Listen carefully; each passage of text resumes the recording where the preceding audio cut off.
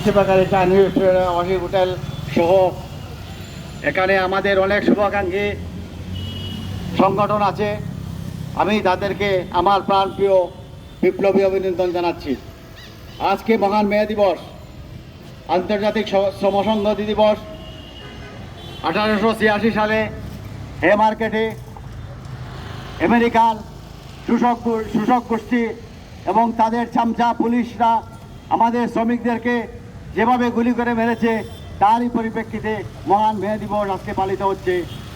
আমি আর বিস্তারিত বলবো না, কারণ সবাই জানে মহান মে দিবস কি, এবং আমাদের এখানে আরও বক্তব্য দিয়ে গেছেন। আমি 2-3টে কথা বলে আমার বক্তব্য শেষ করব।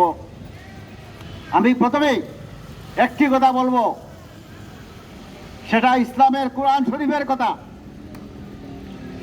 আমাদের প্রিয় নবী হযরত মুহাম্মদ সাল্লাল্লাহু আলাইহি সাল্লাম মৃত্যুর 5 মিনিট আগে যখন মালাকুল মউত এসেছে তার জান নিতে, তখন তিনি বলেছেন, একটু অপেক্ষা করার আমার 3টি কথা আছে।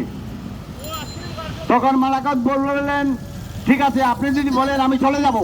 বলে, না, চলে যেতে হবে না, আমার 3টি কথা শুনে আমার জান কবজ করবেন।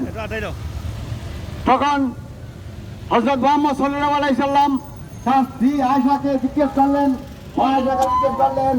যে ঘরে স্বর্ণ আছে নাকি? তখন তিনি বললেন, হ্যাঁ, আলমারিতে একটি স্বর্ণের টুকরো আছে, আমার মৃত্যু করো।